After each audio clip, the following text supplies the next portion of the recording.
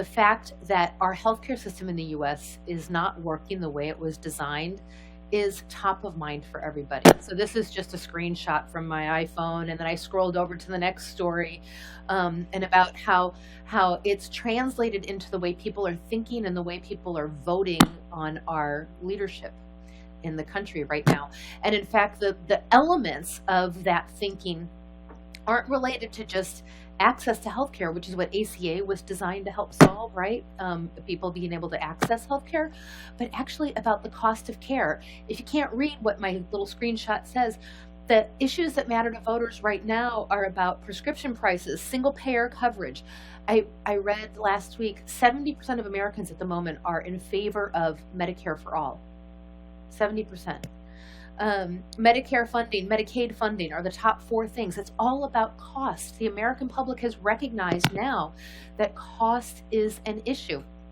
And the reason that they recognize cost is an issue, and one of the authors of this paper is sitting here in the room, Dave Johnson, who you're going to hear from next, is if you look at the percent of a family's income on average that is spent to cover healthcare today, we're looking upwards of 30% of a family's income pays for healthcare, and what's left over has to, pay for housing and food and education and all those other things that actually contribute to life, not just insurance and not just making, being there in case something happens. And so it's a real issue for real people in their pocketbook.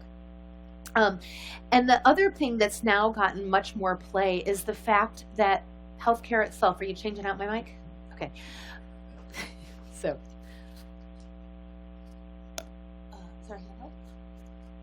Sorry, technical difficulties. Glad you tolerate this. Can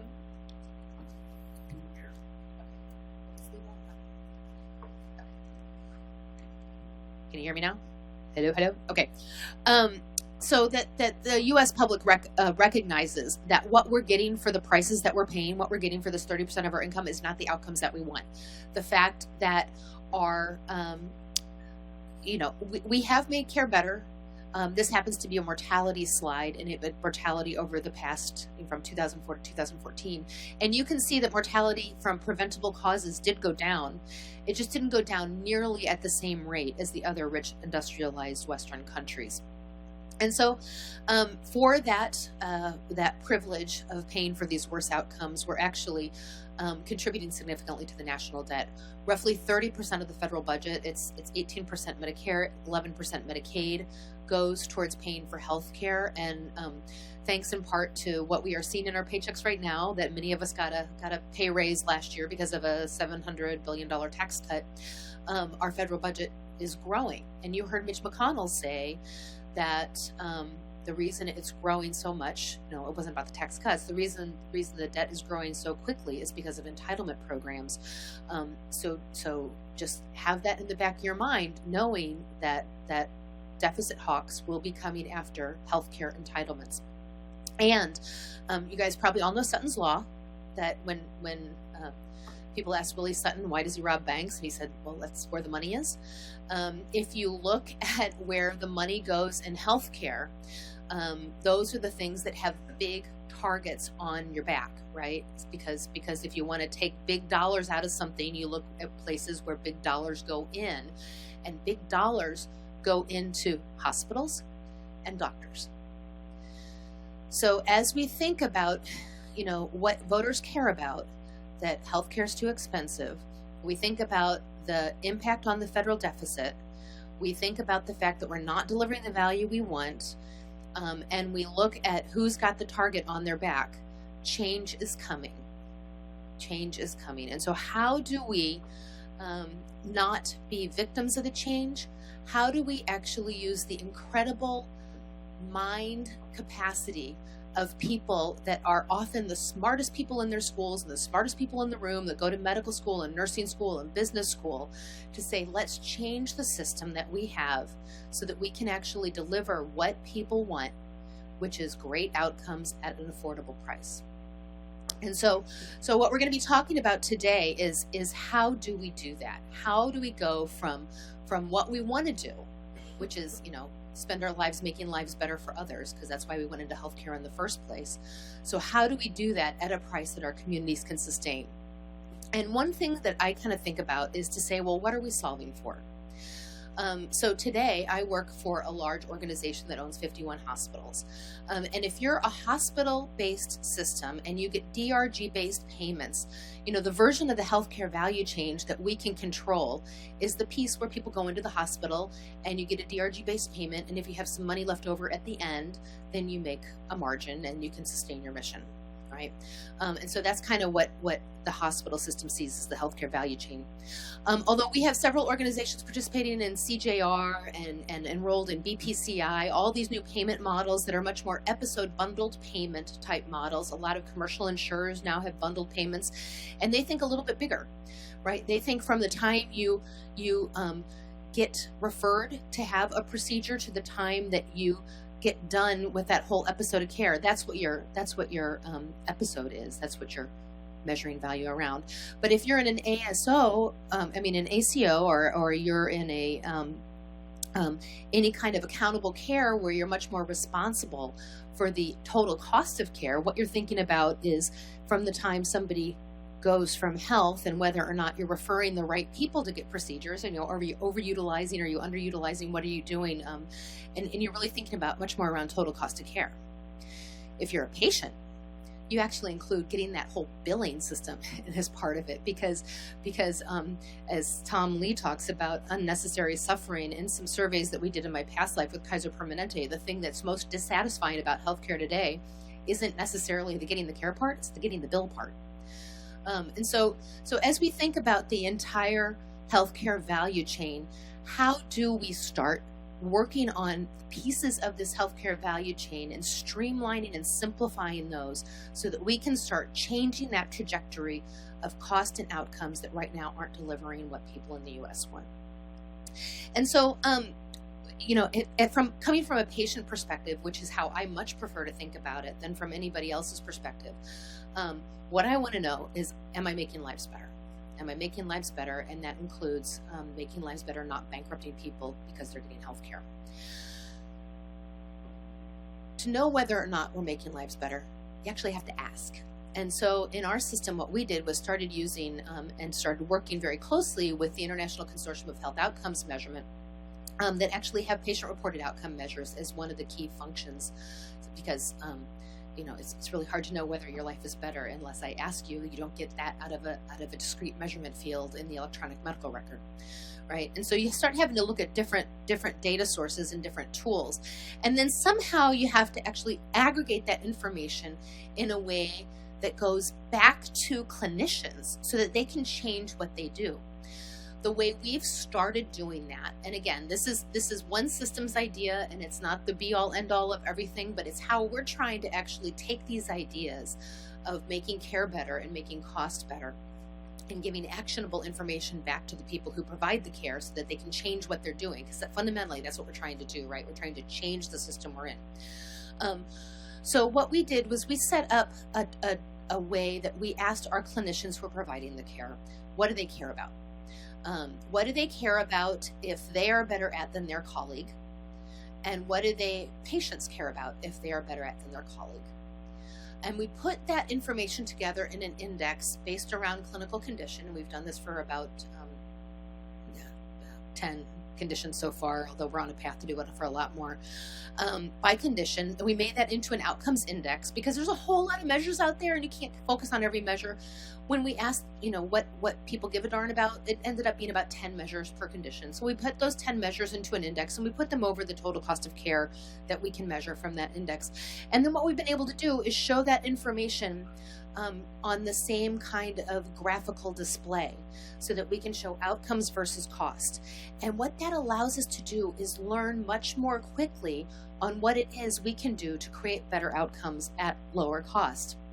And just to kind of give a little quick couple examples that I promise won't be long, that if you look at just in our system, if you look at all the docs that do, and this happens to be for knees, single total elective knee replacement, the direct cost of being able to do this. So we didn't put an overhead because the docs can't affect, what the overhead cost of the OR is.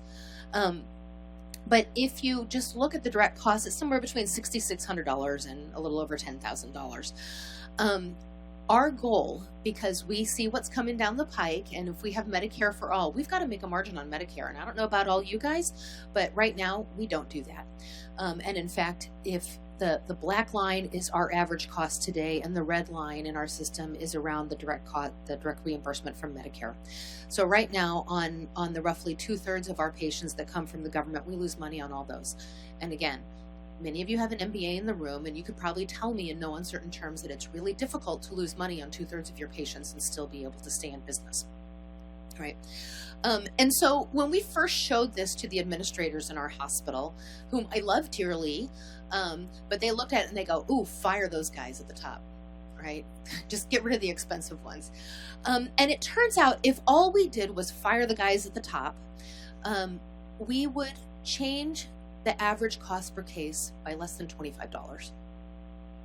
Because it turns out that it's the variation that kills us. We know how to produce great outcomes at a low cost, as evidenced by these guys on the low side.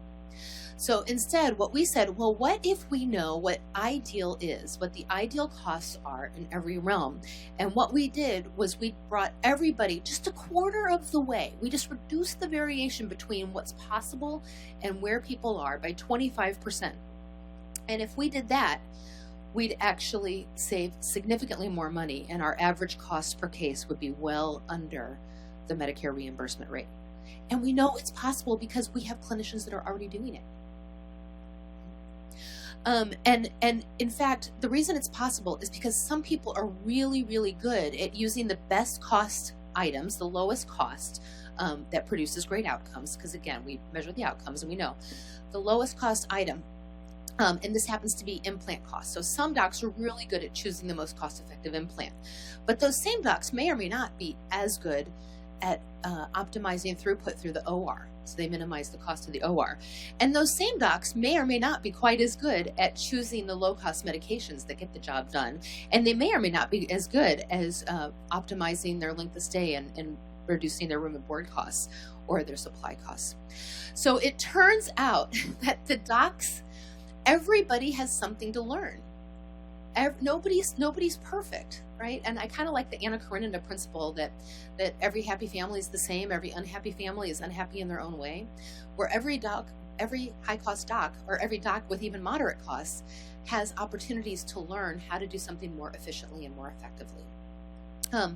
And that as we move forward, what we're trying to do is to not only reduce that cost, but also improve the outcomes so that we have everybody in this happy quadrant of low cost, high outcomes. This is what an actual value plot looks like. This is actual data with actual initials on it. And so this is really what we bring out to our clinicians, and we're going to have a few of our docs today talking about how they use this with our people to actually start driving change. But what you can do is just click down on how people are doing and what they might be able to use. And it turns out, again, that everybody's got something they can work on. Even people that are good have something they can get even better. And by looking at those opportunities, we happened to, one of the early things was we noticed that some docs used a whole lot of antibiotic impregnated cement. Some docs used hardly any. And we found that the outcomes didn't change. And in fact, there happened to be a correlation that the docs who used more antibiotic impregnated cement actually had higher infection rates than not. And so we were able to actually create some kind of learning. It was really interesting putting this data in front of our clinicians, because the first time we put it out on the table and said, hey, look at this variation in use of antibiotic impregnated cement. And one guy on one side of the table would go, yeah, but that's standard of care. And the other guy on the other side would go, oh, really? I hardly ever use it. And it just started the conversations. And because people didn't know how they're practicing, how their colleagues are practicing, because they're not scrubbing into the same cases with them. And so it was making the invisible visible, helped change conversations, and started really helping change the way we're using things. And if you think about it, healthcare costs aren't natively going down, right? People make more money each year, year over year. So salary costs are going up about 3%. Our supply costs go up. Drugs on average in the U.S. go up about 9% per year, unless it's specialty drugs, and I think it's 17% right now. So like prices are on this up escalator, and we're trying to walk down it because we're trying to reduce costs. And so this year, for the first time, we actually have been able to do that, and we have dropped our average cost per case by $300 while making actually outcomes better. And so again, our goal over the next 5 years is to be able to reduce this variation enough that we can live on Medicare rates while we make care better at the same time.